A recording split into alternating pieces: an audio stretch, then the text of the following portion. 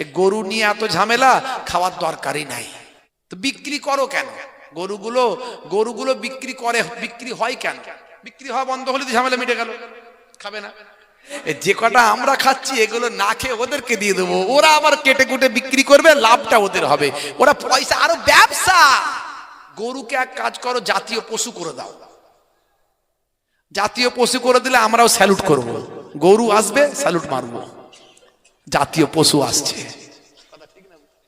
তার আগে একটা কাজ করো, এই ভারতবর্ষ হলো পৃথিবীর 2 নাম্বার গোস্ত, গরুর মাংস, গরুর গোস্ত এক্সপোর্ট, মানে যারা বিদেশে বিক্রি করছে, এই ভারতবর্ষ হচ্ছে গরুর গোস্ত বিক্রি করাই 2 নাম্বার র্যাঙ্ক আছে ভারতে, সারা পৃথিবীতে 2 নাম্বারে। তো এই গরুর গোস্ত যে ভারত থেকে কেটে কুটে বিক্রি হয়ে চলে যাচ্ছে, ওটা আগে বন্ধ করো। বন্ধ করতে হবে না? আমরা খেলে তো, বাইরের লোক খেলে অসুবিধা নাই, সেটা একই জিনিস খাওয়া হচ্ছে না, ওটা অন্য কিছু খাচ্ছে। ওটা গরু খায় না, অন্য কিছু খাচ্ছে নাকি? আবার বিক্রি যারা করছে, বড় বড় যে কোম্পানিগুলো দেখবেন ভারতের, গুগল সার্চ করে, আল কাবির বিফ এক্সপোর্ট কোম্পানি আর নূর বিফ এক্সপোর্ট কোম্পানি, এ দেখে মনে হচ্ছে আল কাবির আর নূর সব মুসলমানদের বড় বড় কোম্পানি। তো ওদের মালিকের নামগুলো খুঁজে দেখবেন, কে সুবীর, কে সুধীর। হ্যাঁ, আরে বাপ রে বাপ, কি রকম ভাঁওতাবাজি চলছে, শুধু মানুষকে বোকা বানানোর জন্য, চিন্তা করতে পারবেন না। হ্যাঁ হ্যাঁ, তাই তো বলছি। তো ওইগুলো আগে বন্ধ করো না, ওগুলো চলবে। তার মানে যে কটা আমরা খাচ্ছি এগুলো না খেয়ে ওদেরকে দিয়ে দেবো, ওরা আবার কেটে কুটে বিক্রি করবে, লাভটা ওদের হবে, ওরা পয়সা আরো ব্যবসা। তো এখনো তো বন্ধ হয়নি বাবু, হলে নালে খাবো না, অসুবিধা না। গোশ না খেলেও মুসলমান, গোশ খেলেও মুসলমান। মুসলমান মসজিদে নামাজ পড়লেও নামাজ হবে, মসজিদ যদি একসময় সব ভেঙে দেয়, আমরা ঘরে নামাজ পড়বো, সেখানেও নামাজ হবে। মুসলমানের নামাজ কোনদিন কেউ বন্ধ করতে পারবে না, পারবে? পারবে না। মুসলমান দাঁড়িয়ে নামাজ না পড়তে পারলে বসে বসে নামাজ হয়, বসে বসে না পারলে শুয়ে শুয়ে নামাজ হয়, শুয়ে শুয়ে নামাজ না পড়তে পারলে ইশারা তো নামাজ হয়। নামাজ কিন্তু হবে, কথা ঠিক না ভুল? কিন্তু এত জুলুম কিসের, এত অত্যাচার কিসের? কি বাঁশটা দিয়েছে? হ্যাঁ, স্বাধীনতা সংগ্রামের ইতিহাস পড়ে দেখো না মুসলমানদের অবদানটা কি ছিল।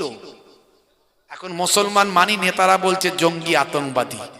তোরা নিজেরা জঙ্গি, তোরা নিজেরা আতঙ্কবাদী, তাই মুসলমানদের আতঙ্কবাদী বলছিস। ইসলাম ধর্মে আতঙ্কবাদীর কোন স্থান নাই। ইসলামিক রাষ্ট্রে যেগুলো আছে, যেখানে ইসলামের আইন চলে, বিশেষ করে আফগানিস্তান, সারা পৃথিবীর মধ্যে আর কোথাও ঠিকঠাক ইসলামের আইন চলে না, একটা জায়গাতেই চলে এখন বর্তমানে, সেটা হলো আফগানিস্তান। 2024 সালে, এই 4 বছর থেকে তারা এই আইন শুরু করেছে। 2024 সালে একটা ধর্ষণ কেস হয়েছিল, সেটাকে ইসলামে যে ধর্ষণের শাস্তি, মাটি পর্যন্ত পুঁতে দিয়ে পাথর মেরে হত্যা তারা করে শেষ করেছে। তাদের দেশে ধর্ষণ হয় না। ইসলামে চুরি করলে হাত কেটে দেয়, যদিও আরবে কিছু কিছু আছে, সবটা নাই। এখন আরব সরকারের, সৌদিতে এখন নাইট ক্লাব হয়েছে, হালাল বার হয়েছে, মদ আবার হালাল বার, নাম দিয়েছে হালাল আবার বার, বুঝতে পারছেন? তো যাই হোক, সব কথা আলোচনা করে লাভ নাই, আমার দুঃখের কথা এগুলো, আবেগের কথা। মুসলমান, আমাদের যেটা করণীয় সেটা হলো, আমরা যদি ঠিকভাবে চলি, আল্লাহ আমাদের হেফাজত করবেন। পাকাল মাছ যেমন পানিতে থাকে, কাদায় থাকে, গায়ে কাদা লাগে কি লাগে না। আল্লাহ, আপনি যদি ভালোভাবে চলেন, আল্লাহ আপনাকে উদ্ধার করবে। এত চিন্তা করার কিছু নাই, ভাবার কিছু নাই, সব ঠিক হয়ে যাবে। সময় এলে সব ঠিক হয়ে যাবে। এই জালেমরা যত বড়ই কৌশল করুক, আল্লাহ বলছেন আমি সবচেয়ে বড় কৌশলকারী। জোরে হবে না? ওয়ামাকারু ওয়ামাকারাল্লাহু ওয়াল্লাহু খায়রুল মাকিরিন। হে তরুণ যুবকেরা, হে আমার বন্ধুরা, শুনে রেখে দিন বাবা, জেনে রেখে দেন। আল্লাহ বললেন বান্দারে, তাহলে ক্ষুধা লাগলে আমি আল্লাহ তোকে খাওয়াই, আর যখন তুমি ভয় পাও, আমি আল্লাহ তোমার ভয়টা দূর করে দিই। এই এসআইআর নিয়ে ভয় আছে না নাই? অনেক মানুষ ভয় পাচ্ছিল, এখন ভয় কমছে না বাড়ছে? এখনো তো কিছুই হয়নি, ভয় বলছে কমে গেছে, ভয় মোটেই নাই বলছে, বলছে আমাদের আর ভয় কিছু। 98% মুসলমান, 99% মুসলমান এদেশেরই লোক, তারা ওদেশ থেকে আসেনি। কোন দুঃখে আসবে? এই দেশে আমাদের জন্ম, আমরা এই বড় বৃহৎ শক্তিশালী দেশ, আমার নিজের বাপ চোদ্দ পুরুষের স্বাধীন করা দেশ ছেড়ে আমরা কেন বাংলাদেশে যাবো? আর বাংলাদেশে কেন এদেশে আসবে? বাংলাদেশের যে মুসলমান, সংখ্যাগরিষ্ঠ মুসলমান, তারা হচ্ছে সংখ্যালঘু তকমা, সংখ্যাগুরু তকমা নিয়ে চলে। তো সংখ্যাগুরু তকমা নিয়ে যারা চলে, তারা কোন দুঃখে সংখ্যালঘু হতে আসবে এখানে? যেমন এদেশের হিন্দু সম্প্রদায়ের বৃহৎ জনগোষ্ঠীর মানুষ সংখ্যাগুরু মানুষ, তাদেরকে যদি বলে ভাই বাংলাদেশে যাও, তারা কোন দুঃখে যাবে সংখ্যালঘু হতে? অনুরূপ পাবেন না, ওসব নেতাদের বানানো কথা। ও 1.5 কোটি রোহিঙ্গা, এই বিহার থেকে 3 জনকে পেয়েছে রোহিঙ্গা, তা আবার দেখবেন ওরা পারমিট করে আছে, ওদেরও কিছু করতে পারবে না। আসলে যাদের ক্ষতি হবার তারা হবে, যারা হবার তারা লাপালাপি করছে, বলছে ক্যা তাড়াতাড়ি করো, ক্যা তাড়াতাড়ি করো, ক্যা যাতে গ্র্যান্ট হয় তার জন্য হাইকোর্টে মামলাও করলো, হাইকোর্ট আবার মামলা খারিজ করে দিল, জানেন তো? ক্যা ক্যা মানে কি? সিটিজেনশিপ অ্যামেন্ডমেন্ট অ্যাক্ট যেটা পাস হয়েছে, বলছে আমাদেরকে এখনই সিটিজেনশিপ দিতে হবে। ওই 1.5 কোটি যারা সব আছে এইদিকে সব আপনাদের, আমরা তো বলেছিলাম তারা তো আমাদের ভাই, তারা তো আমাদের ভাই, তারা এখানে Aadhaar card, voter card, PAN card, ration card, চাকরি বাকরি করছে, ভোট দিচ্ছে, আবার তারা সিটিজেনশিপ আবার কেন নেবে? সিটিজেন তো আছে। এখন ভুল ভাল কেউ যদি বুঝিয়ে দেয়, বলে নতুন করে হতে হবে, তো হতে গিয়ে আমার ঝামেলায় পড়েছে। হাইকোর্টে মামলা করলো যে 11টা নোটিশ সঙ্গে আমাদের ক্যাকেও ঢোকাও। হাইকোর্ট বলছে ক্যাফা এখানে ঢুকবে না, এখানে হচ্ছে যারা এদেশের নাগরিক তাদেরকে বাছাই করা হচ্ছে, যে ওর মধ্যে ভেজাল দু চারটা আছে নাকি। আর তোমরা তো নাগরিক নও, তোমরা নাগরিক হওয়ার জন্য অ্যাপ্লাই করছো। যদি কেউ নাগরিক হওয়ার জন্য নতুন করে অ্যাপ্লাই করে, তার সমস্ত নাগরিকত্ব এতদিন যা ভোগ করছিল সেগুলো বাতিল হিসাব মতো। এখন ফেসে গেল কারা? ব্যাস, এখন ক্যা নিয়ে মামলা হলো হাইকোর্ট, হাইকোর্ট ক্যান্সেল করলো, রিজেক্ট করলো, আবার সুপ্রিম কোর্টে মামলা হয়েছে, 26 তারিখে শুনানি আছে। বুঝতে পারছেন? ফাঁসাতে গেল কাকে আর ফেসে গেল কারা? হে তরুণ যুবকেরা, আল্লাহ বলছেন বান্দারে তোরা আমার হয়ে যা, আমি আল্লাহ তোদের হয়ে যাব। মাল্লাহুল মাওলা ফালাহুল কুল, বান্দা যখন আল্লাহর হয়ে যায়, কুল মাখলুকাত তার গোলাম হয়ে যায়। মান কানা লিল্লাহি কানাল্লাহু লাহু, যে বান্দা আল্লাহর হয়ে যায়, স্বয়ং আল্লাহ তার হয়ে যায়। বন্ধুরা আমার, তরুণ যুবকেরা আমার, হে আমার মুরব্বিয়ানিরা, আমি আল্লাহ তোমাকে ক্ষুধা লাগলে খাওয়াই, আর যখন তুমি কোনো টেনশন ফিল করো, ভয় পাও, আমি আল্লাহ আস্তে আস্তে তোমাদের ভয়টা দূর করে দিই। ওরে বান্দা শুনে রেখে দাও, তোমাদের উচিত আমি আল্লাহ আমার ইবাদত করা। তবে মনে রাখবেন, ইবাদত মানে শুধু নামাজ, রোজা, হজ, যাকাত নয়। গরিব এতিমদের মাথায় হাত বুলিয়ে দেওয়া ইবাদত, মুসলমান এক মুসলমানকে সালাম দেওয়া ইবাদত, মুসলমান এক অমুসলিম হিন্দু ভাই তার সঙ্গে ভালো আচরণ করা, এটা ইবাদত। দেখেছেন, রাস্তা দিয়ে যাচ্ছেন, একটা অমুসলিম হিন্দু ভাই যাচ্ছেন, আপনার পরিচিত বয়স্ক মানুষ, আপনি সুন্দর পোলাইট ভাষা যার সঙ্গে কথা বলুন, কাকা ভালো আছেন, এই যে আখলাকটা দেখালেন, এটা আমার নবী দেখিয়েছেন। জোরে বলুন সুবহানাল্লাহ। আল্লাহর নবী ওয়াজ করছেন, নবী আমার ওয়াজ করছেন, এমন সময় দেখা যায় সাহাবাই কেরামের আওয়াজ শুনছেন। সেই সময় একজন ইহুদি মৃত মানুষ, ইহুদি একটা ডেড বডি, ইহুদি মানুষের মৃতদেহ, একজন অমুসলিম ইহুদি ভাই তিনি মারা গেছেন, তার ডেড বডিটা নিয়ে যাওয়া হচ্ছে। হে তরুণ যুবকেরা, হে আমার মুরব্বিয়ানিরা, ওই মজলিসের পাশ দিয়ে যখন নিয়ে যাওয়া হচ্ছে, আল্লাহর নবী গুরুত্বপূর্ণ ওয়াজ নাসিহাত বক্তব্য বন্ধ করে দিলেন।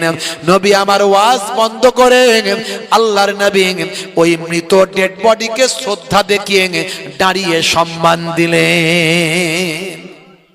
সাহাবায়ে কেরামেরা বলছেন, ইয়া রাসূলুল্লাহ, হাযা মাইয়াতুল ইয়াহুদ, এই মৃত ডেড বডিটা হলো ইহুদি মানুষের।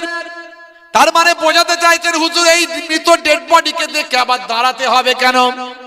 আল্লাহর নবী বললেন মৃত ডেড বডি ইহুদি হোক আর মুসলমান হোক, তিনি মৃত মানুষ, মৃতকে সম্মান রিসপেক্ট করা এটা আমার দায়িত্ব।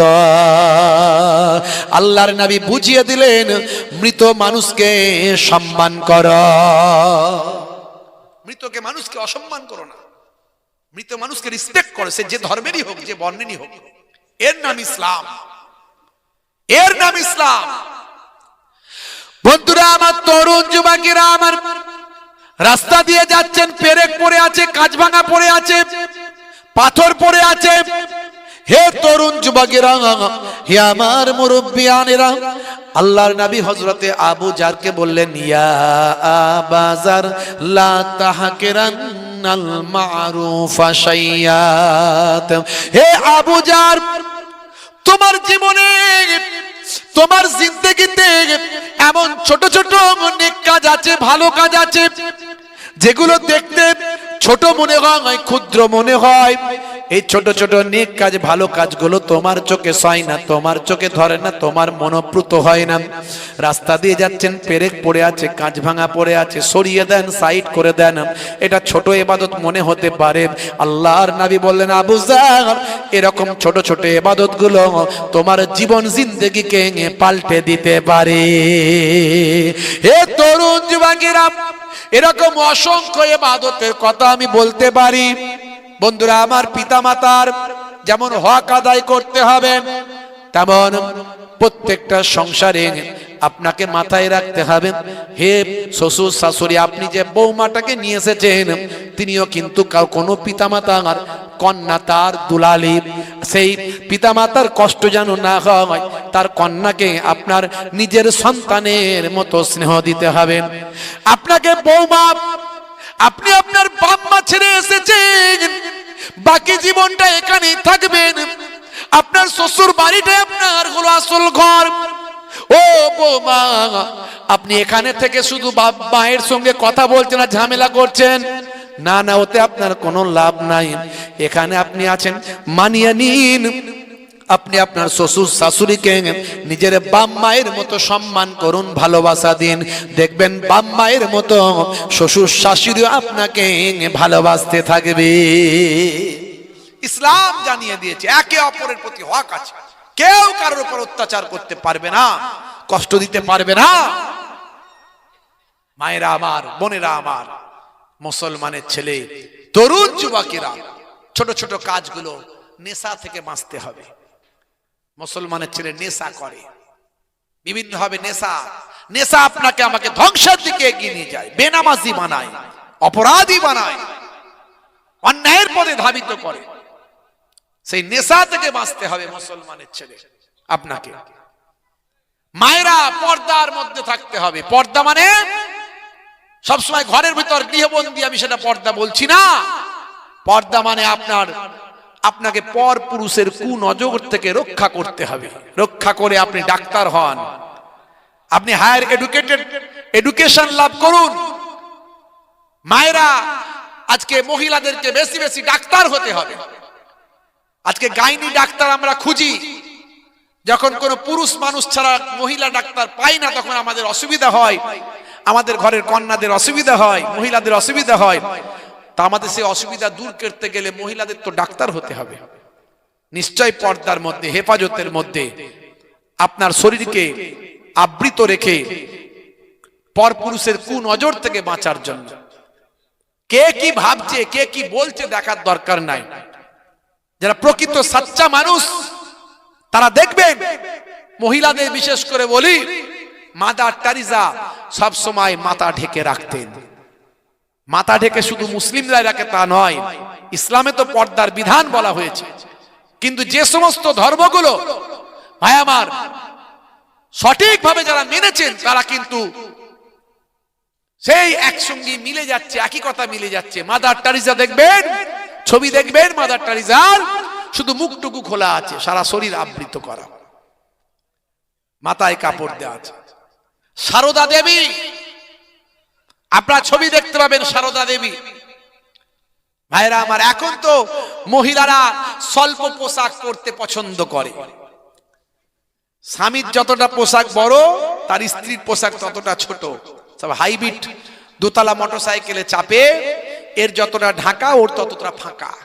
আছে না নাই? লাল শাড়ি লাল টিপ লাল আঁচল মাথায় নাই, সবুজ শাড়ি সবুজ টিপ সবুজ আঁচল মাথায় নাই, পিঠটা তাদের ফাঁকা। বলছে যত তাকাবি তাকা। স্বামী মনে মনে করছে আমার বউকে নায়িকা কি লাগছে। আছে না নাই? আজকালকার নারী করছে বাড়াবাড়ি, হাতে ধরেছে কাটারি, বলছে বেরিয়ে আয় শাশুর শাশুড়ি। মুসলমানের নারী চালাচ্ছি স্কুটি গাড়ি, গায়ে নাই ওড়না, বলছে আমার দিকে দেখ না, চুল করতে কালার, যাচ্ছে বিউটি পার্লার, নাম ছিল জরিনা হয়ে গেল করিনা। মুসলমানের নারী, শাশুড়ি আর বৌমা শপিং মলে যাবে ঈদের আগে মার্কেটিং। হ্যাঁ, শাশুড়ির বয়স 70 বছর, বৌমার বয়স 25 বছর। শাশুড়ি একদম বোরকা ফোরকা পরে মুখ টুক ঢেকে একেবারে বিরাট একদম পরেজগার আল্লাহ ওয়ালা হয়ে আল্লাহর ওলি ফারিস্তা হয়ে বেরোচ্ছে একদম। আর বৌমা ওদিকে আয়নার কাছ থেকে বেরোতে চাইছে না। শাশুড়ি ডাকছে মা আয়না, বলছে মা দাঁড়াও না। আয়নার কাছ থেকে মন উঠতে চায় না। গাল পালিশ আর লাল পালিশ, ঠোঁট পালিশ আর জিভ পালিশ, চুলটা ঘোরায় ঘাটটা নাড়ায়, এদিকে তাকায় ওদিকে তাকায়। শেষে বলে দেখা আমার থোপরা যেন প্রিয়ঙ্কা চোপড়া, যার দেওয়া দরকার ছিল ঢাকা সে রেখেছে ফাঁকা, আর যার রাখলেও হতো ফাঁকা সে দিয়েছে ঢাকা। আচ্ছা 70 বছরের শাশুড়ির দিকে কে তাকাবে বলেন তো? কেউ কুনজরে তাকাবে? 25 বছরের যুবতী মহিলাটা মাথাটা ভালো করে ঢাকা উচিত ছিল, সে সব ফাঁকা রেখে দেখুচ্ছে, সে সব ফাঁকা রেখে দেখুচ্ছে। তাহলে এই আমাকে পরিবর্তনটা হতে হবে। এর নাম পর্দা। পর্দাটা কি বুঝতে হবে। পর্দা মানে যে আপনি শিক্ষাচ্যুত হবেন, এডুকেশনচ্যুত হবেন, আপনি ডাক্তার হতে পারবেন না, হায়ার শিক্ষা হায়ার এডুকেশন নিতে পারবেন না, তা নয়। পর্দা মানে আপনি এমন ভাবে রাস্তাঘাটে আমার মায়েরা চলবেন, পরপুরুষের কুনজর থেকে বাঁচবে। এগুলো ইসলাম আপনাকে জানতে হবে। স্বামীর পায়ের তলায় স্ত্রীর জান্নাত, এ কথা বললে আবার কিছু মানুষ চেঁচিয়ে উঠে, তাহলে ইসলামে নারীদের মনে সম্মান দেওয়া হয়নি।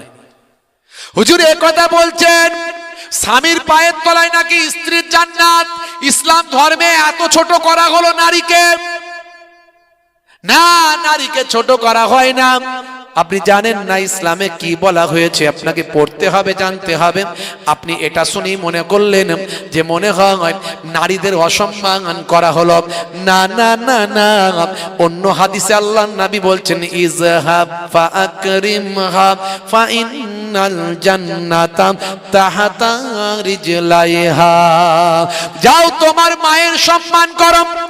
কেন না, তোমার মায়ের পায়ের তলায় তোমার জান্নাত।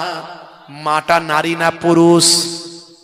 যারা বলেন নারী, তাহলে মায়ের কি সম্মান কম হলো? নারীর সম্মান কম হলো? না, যেটা দরকার সেটা করা হয়েছে। ইসলাম সুন্দর বাঁধনে বেঁধে রেখেছে সকলের বন্ধনকে। জোরে বলুন সুবহানাল্লাহ। এই জন্য বুঝলে বুঝ পাতা, না বুঝলে তেজ পাতা। ভাইরা আমার, তরুণ যুবকেরা আমার, বড় বড় ব্যক্তিরা তারা বিশ্ব নবীর শিষ্য হয়েছে, তারা জেনেছে। আমি গতকালকে ছিলাম কেরালায়। হে তরুণ যুবকেরা, হে আমার মুরব্বিয়ানেরা, সেখানে বাঙালিদের প্রোগ্রাম ছিল, আমি সেখানে আমন্ত্রিত ছিলাম। বন্ধুরা আমার, তরুণ যুবকেরা আমার, মুরব্বিয়ানেরা, সেই জায়গায় আমি গিয়ে বক্তব্য রাখলাম। বাংলা এবং হিন্দি মিক্সড করে, কারণ কেরালার ভাষা হলো মালায়ালাম। এই মালায়ালাম ভাষা কিন্তু আমরা বুঝি না, আবার অনেক মানুষ আছে তারা হিন্দি বোঝে না। কি হলো মাইকম্যান ভাই? এখানটা লুজ কানেকশন করছি।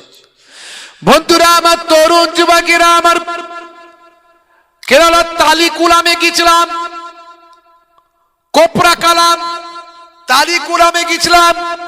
সেখানে নাসিব অডিটোরিয়ামে প্রোগ্রামটা হয়েছিল।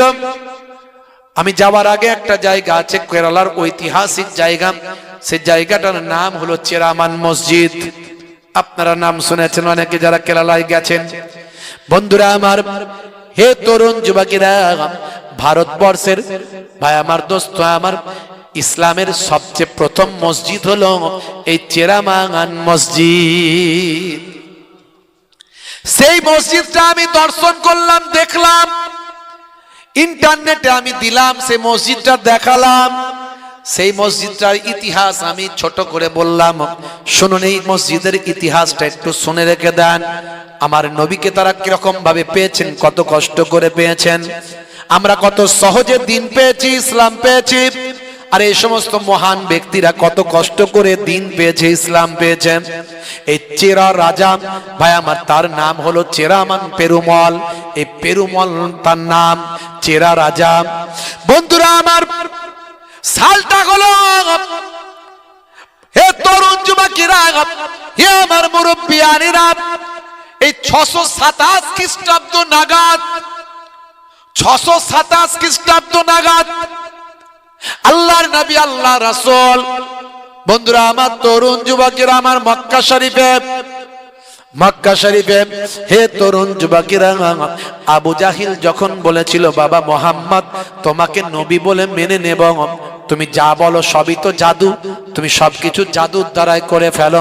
গাছকে বলো উঠে আসতে, গাছ চলে আসে। হাতের ভিতরে রাখলে সে হাতের ভিতর থেকে তোমাকে তোমার নাম বলে দেয়।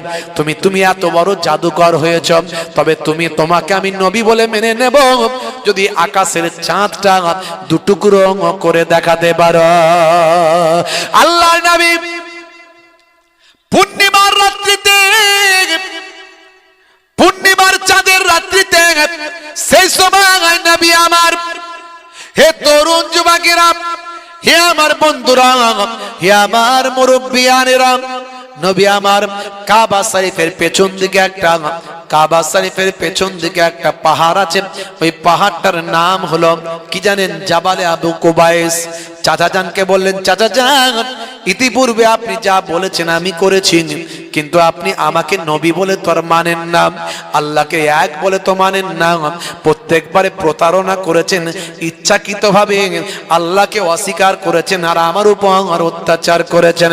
এবারে আপনি কি মন থেকে বলছেন? সেই সময় চাচা আবু জাহেল বললেন, বাবা মোহাম্মদ, এবারে আর তোমার সঙ্গে কোন রকম প্রতারণা করছি না। হে তরুণ যুবকেরা, এমন সময় দেখা যায়, লক্ষ্য করা যায়, আল্লাহর নবী জাবালে আবু কুবাইস পাহাড়ে উঠলেন।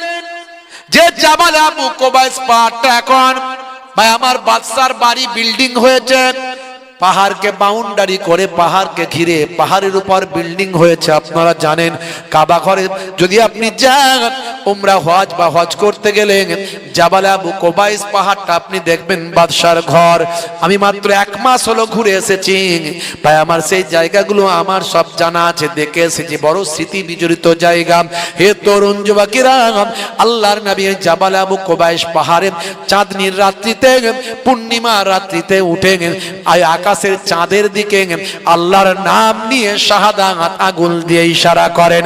মাঝামাঝি একবার শুধু টানলেন, টানার সঙ্গে সঙ্গে চাঁদটা দুটুকরো হয়ে দুদিকে সরে চলে যায়। জোরে হবে না? আর জোরে হবে না? দুদিকে চলে যায়, চাঁদ দুদিকে চলে গেল। চাচা আবু জাহিল সেই সময় দেখে অবাক, হাই রে হাই, একই দেখালে মোহাম্মদ, একই দেখালে। আল্লাহর নবী সেই সময় বলেছিলেন, চাচা যান, এটা আমার আল্লাহর ক্ষমতা, এটা আমার আল্লাহর শক্তি, আমার আল্লাহ কুদরতি ক্ষমতায় আমাকে দান করেছেন, তাই আমাকে আমার আল্লাহ এই নিয়ামতের অধিকার করেছেন। আমার আগুলের ইশারায় আকাশের চাঁদটা দুটুকরো হয়। জোরে হবে না? জোরে হবে না? ओ शहरे मोहब्बत जहां मुस्तफा है, वही घर बनाने को दिल चाहता है। जोरे हवे ना? जोरे हवे ना? सितारों से ये चाँद कहता है दम, तुम्हें क्या बताओ ओ टुकड़ों का आलम, सितारों से ये चाँद कहता है दम, तुम्हें क्या बताओ ओ टुकड़ों का आलम, इशारे में आका के इतना मजा था, इशारे में आका के इतना मजा था कि फिर टूट जाने को दिल चाहता है। জোরে হবে না ভাইরা আমার, আল্লাহর নবীর আগুলের ইশারায় আকাশের চাঁদ দুখানা হলো। বদমাইশ আবু জাহিল সে তো নবীকে শুধু প্রতারণা করে, সে সব জেনে জেগে জেগে ঘুমালে তাকে তোলা যায় না। তোলা যায়? যে জেগে জেগে ঘুমাবে তাকে তোলা যায়? তোলা যায় না। আমার নবীর সঙ্গে ঠকবাজি করে সব সময়। আমার নবী চেষ্টা করেন যাতে আবু জাহিল সঠিক পথের দিশা পায়, আবু জাহিল যাতে করে আল্লাহর জাহান্নামের শাস্তি থেকে বাঁচে, সেই জন্য নবী চেষ্টা করেন। নাহলে আমার নবীর কিছু যায় আসে না, কিচ্ছু যায় আসে না।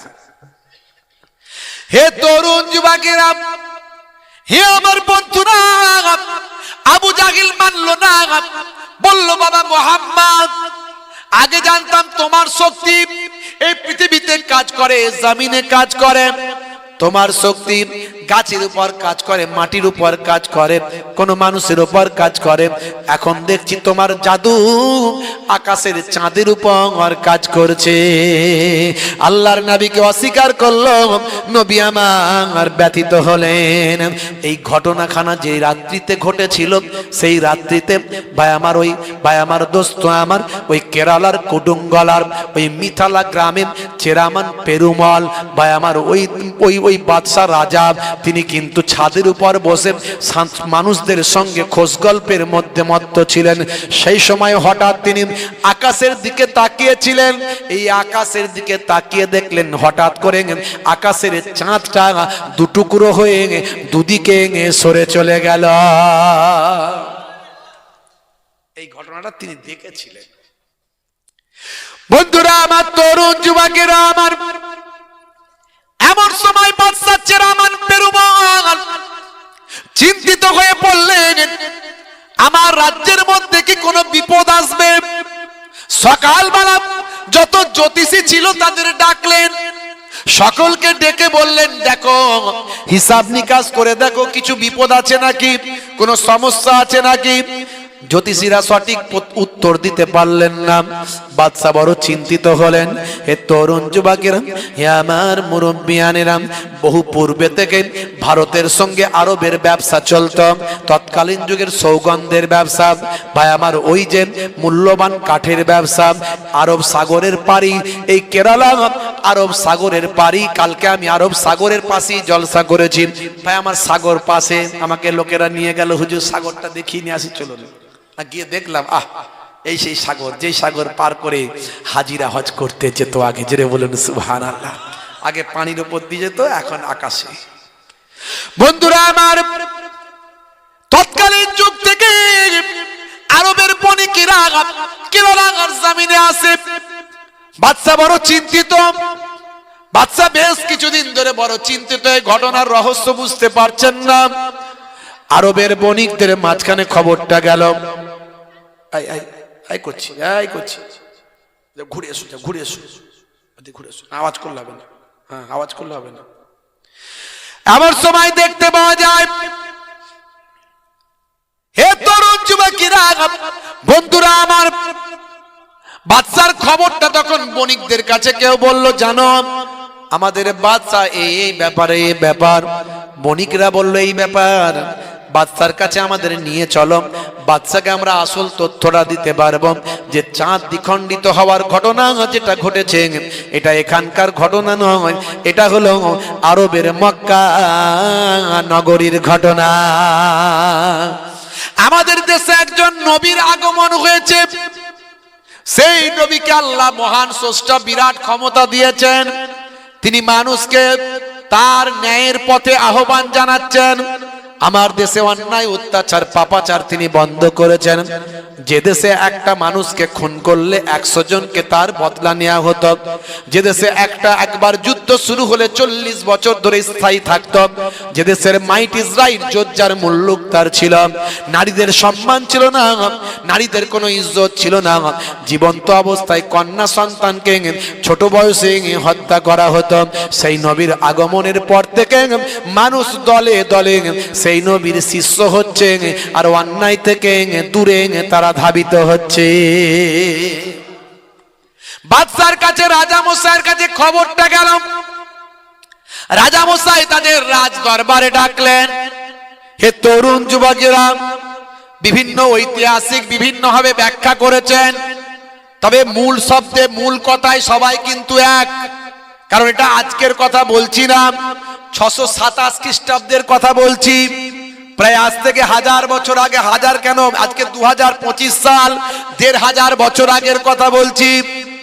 অনেকভাবে বিকৃত হয়েছে ইতিহাস, কিন্তু ইতিহাস বিকৃত হলেও মূল কথার সঙ্গে সকল ঐতিহাসিকদের মিল আছে। বন্ধুরা আমার, হে আমার মুরব্বিয়ানিরা, এমন সময় বাদশা যখন জানতে পারলেন রাজা চেরামান পেরুমল, সেই সময় তখন রাজা চেরামান পেরুমল ওই বণিকদের সঙ্গে বড় ভালো আচরণ করলেন। বণিকরা যাচ্ছে বাবা কোথায়?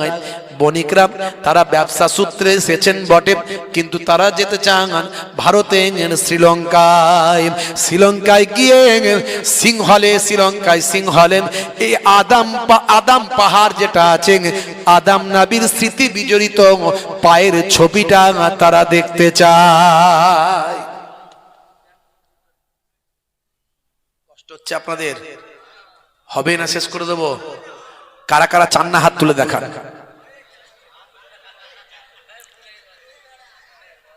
কিন্তু আমার টাইম শেষ, আমার আর একটা পাশে যেতে হবে। ঠান্ডার রাত তো কষ্ট দেবো না, ঠান্ডার রাত কষ্ট দেব না, আলোচনা তো করলে শেষ হবে না। জি হ্যাঁ, হে তরুণ যুবকেরা, সংক্ষেপ করে বলি, অনেক বড় লম্বা ঘটনা। এমন সময় দেখতে পাওয়া যায়, বাদশা বললেন, রাজা মশাই চেরামান পেরুমল বললেন, হে আরবের বণিকেরা, তোমরা যে ঘটনা আমাকে শোনালে, তোমাদের কালচার, তোমাদের আখলাক, তোমাদের চরিত্র, তোমাদের ব্যবহার আর তোমাদের কথা আর তোমাদের নবীর জীবনী আমাকে মুগ্ধ করেছে। তোমরা যাও, শ্রীলঙ্কা থেকে যখন ফিরবেন তখন আমার এখানে আসবেন। এখান থেকে একটা বড় জাহাজ তৈরি করা থাকবে, সেই জাহাজে করে আমি এবং তোমরা সকলে তোমাদের নবীর দেশে, নবীর সান্নিধ্যে আমি যেতে চাই। বন্ধুরা আমার, তরুণ যুবকেরা আমার, এই ঘটনা এখন গোপন রাখবে। আমি রাজা হয়ে যদি চলে যাই, সমাজে বিভ্রান্ত তৈরি হবে। তাই সমাজে যাতে বিভ্রান্ত না তৈরি হয়, তোমরা গোপন রাখবে। তোমরা যাও। তারা চলে গেলেন সিংহলে, অ্যাডাম পাহাড়ে গেলেন। আমরা বলি আদম পাহাড়, অমুসলিমরা বলে অ্যাডাম পাহাড়। এই অ্যাডাম পাহাড়ে আপনি যদি যান, সেখানে গিয়ে একটা বড় পায়ের ছাপ দেখতে পাবেন। আমরা বলি আদম নবীর পায়ের ছাপ, ইহুদি নাসারারা বলে অ্যাডামের পায়ের ছাপ। আমরা যাকে বলি আদম, তারা বলে অ্যাডাম। আমরা বলি মা হাওয়া, তারা বলে ইভ। আমরা বলি দাউদ, তারা বলে ডেভিড। আমরা বলি সুলাইমান, তারা বলে সুলেমান। আমরা বলি মুসা, তারা বলে মোজেস। আমরা বলি ঈসা, তারা বলে যিশু। আমরা বলি মারিয়াম, তারা বলে মেরি। ব্যক্তিগুলো এক, শুধু নামগুলো আলাদা। হে তরুণ যুবকেরা, পৃথিবীর বেশিরভাগ মানুষ বিশ্বাস করে যে শ্রীলঙ্কায় যে পায়ের ছাপটা আছে সেটা হলো আদম নবীর পায়ের ছাপ। হে তরুণ যুবকেরা, জান্নাত থেকে প্রথম হযরতে আদম নবীকে এই শ্রীলঙ্কার আদম পাহাড়ে নামানো হয়েছিল। তাই সে পায়ের ছাপ, শ্রীলঙ্কাটা তৎকালীন ভারতবর্ষের ভিতরে ছিল। অর্থাৎ আদম নবী হলেন আমাদের পিতা, আমাদের আদি নবী। তিনি প্রথমে ভারতবর্ষে এসেছেন, পৃথিবীর প্রথম মানুষ ভারতবর্ষে আগমন করেছেন। তাই আমাদের আদি পিতা ভারতে আসার কারণে এই ভারতবর্ষ হলো আমাদের বাপের দেশ। যারা বলে মুসলমানদের দেশ নয়, শুনে রাখো মুসলমানদের বাপের দেশ হলো ভারতবর্ষ। কোথায় যাব আর মরলে এখানেই মরবো, কথা ঠিক না বল? এদেশের মাটির তলাতেই সবাই শুয়ে আছে, কথা ঠিক না বল? যখন দেশ ভাগ হয়েছিল কিছু মানুষ বলে দেশ ভাগ নাকি মুসলমানরা করেছে, মিথ্যা কথা, ভুল কথা। মুসলমানরা ভারতবর্ষে আছে 100 জনের 14 জন, এই 14 জন মিলে দেশ ভাগ করে নিল? মনে হয় বিশ্বাসযোগ্য এটা? বলছে জিন্না ভাগ করেছে, আর জিন্না তো একজন, তখন কি নেতা কি শুধু একা জিন্না ছিল না আরো ছিল? জিন্নার একারা তো ক্ষমতা দেশ ভাগ করে চলে গেল, এটাও মিথ্যা কথা। আসলে সবাই মিলে সিদ্ধান্ত করে জিন্নাকে ভাগ করে দিয়েছিল, এটা সত্য কথা, বুঝতে পারছেন? অনেক রকমের গেজাখড়ি কথাবার্তা বলে খালি রাজনীতি, দলবাজি, চেয়ার, গদি আর টাকা, এই তো অবস্থা। বন্ধুরা আমার, তরুণ যুবকেরা আমার, হে আমার বন্ধুরা, এমন সময় বেশ বহুদিন পরে যখন তারা ফিরল কেরালার জামিনে, আবার আরব সাগর দিয়ে তারা যাবে, তখন রাজা মশাই তার দেশের মানুষদের উপর দায়িত্ব, গুরুত্বপূর্ণ ব্যক্তিকে দায়িত্ব অর্পণ করে বললেন, কিছুদিনের জন্য আমি এদের সঙ্গে আরবের জামিনে যেতে চাই। হে তরুণ যুবকেরা, হে আমার মুরব্বিয়ানেরা, সঙ্গে নিলেন আদার তৈরি আচার, চলে গেলেন ওই সমস্ত মানুষগুলোর সঙ্গে আল্লাহর নবীর দরবারে। আল্লাহর নবীর দরবারে গিয়ে নবী পাকের আমার নূরওয়ালা চেহারাখানা দেখলেন। আগেই তো সব কিছু জেনেছেন, নবীর চেহারাখানা দেখে বললেন, পড়িয়ে দিন কালেমা, কালেমা শরীফ পড়ে বিশ্ব নবীর শিষ্য হয়ে যান। এ তরুণ যুবকেরা, নাম নিলেন তাজউদ্দিন, আল্লাহর নবীর সাহাবী হলেন। হে যুবকেরা, এর জন্য বলা হয় ভারতবর্ষের প্রথম সাহাবী হলেন এই চেরামান পেরুমল। তিনি তার সঙ্গীদের নিয়ে যখন ভাই আমার আল্লাহর নবীর দরবারে কোন কোন রওয়ায়েতে এসেছে 17 দিন ছিলেন। এই 17 দিন থাকার পরে আল্লাহর নবী 14 জন সঙ্গী দিয়ে এই চেরামান পেরুমলকে পাঠিয়ে দিলেন, যাও হিন্দুস্তানের জমিনে ফিরে যাও। সালটা হলো 629 সাল। এই 629 সালে বাবা হিন্দুস্তানের জমিনে ফিরে যাও। হে যুবকেরা, হে আমার বন্ধুরা, হে আমার মুরব্বিয়ানেরা, আল্লাহর নবী পাঠিয়ে দিলেন, যাও হিন্দুস্তানের জমিনে তোমাদের প্রয়োজন, তোমাদের মতো সৎ অনেস্ট মানুষদের দরকার। মানুষকে সঠিক পথের দিশা দেখাও, মানুষকে ন্যায় পরায়ণ এবং সততার দিকে আহ্বান করো। চললেন চেরামান পেরুমল। ভাইরা আমার, নাম হলো তাজউদ্দিন। তিনি ফিরতে শুরু করলেন। পথে ও ভাই আমার সালালা বলে একটা জায়গা আছে ওমান, এই ওমানের মতো ওমানে এসে সালালা নামক জায়গাতে এসে তিনি অসুস্থ হয়ে যান। অসুস্থ হয়ে যাওয়ার সময় তিনি বুঝতে পারলেন, আমি হয়তো আর ওই আমি চেরামান পেরুমল আমার ওই জায়গা মালালা পর্যন্ত পৌঁছাতে পারবো না। হে তরুণ যুবকেরা, সেই সময় এই 14 জন সাহাবীর ভিতরে, 14 জনের ভিতরে যিনি একজন বিখ্যাত সাহাবী ছিলেন, তিনি হলেন মালিক ইবনে দিনার, তার সন্তান হাবিব ইবনে মালিক। হে তরুণ যুবকেরা, এইভাবে 14 জন ছিলেন। মালিক ইবনে দিনারকে তখন তিনি দায়িত্ব দিলেন, যান আমি এই চিঠিটা লিখে দিচ্ছি, আপনি আমার রাজ্যে চলে যাবেন, ওই মালালা গ্রামে চলে যাবেন, ওই কডুঙ্গলায় চলে যাবেন। সেখানে গিয়ে আমার পক্ষ থেকে আপনি বলবেন যে এখানে আমি যা চিঠিতে লেখা লিখে দিচ্ছি। চিঠিতে লিখলেন যে অতিথিদের আমি পাঠালাম তাদের তোমরা সম্মান করবে, রিসপেক্ট করবে, আর তাদের কথা তোমরা মেনে চলবে। জোরে হবে না? মালিক ইবনে দিনার রাদিয়াল্লাহু তাআলা আনহু তিনি সেই জায়গায় এলেন, এসে তাদেরকে সেই চিঠি দেখালেন। তখনকার মানুষ ছিল খুব ভালো, সৎ, অনেস্ট। তারা তাদের রাজার কথা সঙ্গে সঙ্গে বিশ্বাস করলো। চিঠি দেখলো, দেখে বিশ্বাস করে তারা বলল, আপনাদের আমরা ওয়েলকাম জানাই, এখানে আপনারা থাকুন, বসবাস করে তুলুন। সেই জায়গায় প্রথম মসজিদ তৈরি হলো। মসজিদটা ওই রাজার নামেতেই মালিক ইবনে দিনার প্রথম ভিত্তি স্থাপন করলেন। ওই মসজিদের নাম হলো চেরামান জামে মসজিদ। ইতিহাস খুলে দেখুন, জোরে বলুন সুবহানাল্লাহ। ওই মসজিদে কালকে গিয়ে জিয়ারত করলাম, পরশুদিন। ভাইরা আমার, এই পাশেই মালিক ইবনে দিনারের সন্তান হাবিব বিন মালিক এবং তার স্ত্রী হুমায়রা রাদিয়াল্লাহু তাআলা আনহা, দুইজনের রাউজা মোবারক আছে মসজিদের সঙ্গে। একটা প্রদীপ আছে, সেই প্রদীপটা হলো 1000 বছরের, 1000 বছর ধরে সেই প্রদীপকে জ্বালানো হতো। আর এই মসজিদের সঙ্গে একটা হিন্দু মুসলমানের এমন একটা সম্পর্ক যে এই প্রদীপ জ্বালানোর জন্য অমুসলিম হিন্দুরাও পর্যন্ত প্রদীপের তেল দান করে। যদিও এখন প্রদীপ জ্বলতে দেখলাম না, প্রদীপটা আমি দেখলাম বিশাল বড়, ওই উপর থেকে নিচে পর্যন্ত প্রদীপ, কিন্তু জ্বলেনি, বললো এখন বন্ধ আছে। 1000 বছর পর্যন্ত জ্বলেছে, মানে বুঝতে পারছি তখন ইলেকট্রিকের অত ব্যাপার ছিল না, তখন কিন্তু প্রদীপ সবসময় জ্বালিয়ে রাখা হতো। এই মসজিদে অমুসলিম হিন্দু ভাইরাও যাতায়াত করেন, সেখানে গিয়ে প্রার্থনা করেন, এবং বাচ্চা ছেলেকে যখন মুখে ভাত দেওয়া হয়, মুখে খাবার দেওয়া হয়, তখন এই মসজিদে নিয়ে গিয়ে সম্মান প্রদর্শন করা হয়। এই ইতিহাস আপনি গুগল সার্চ করলেও পাবেন।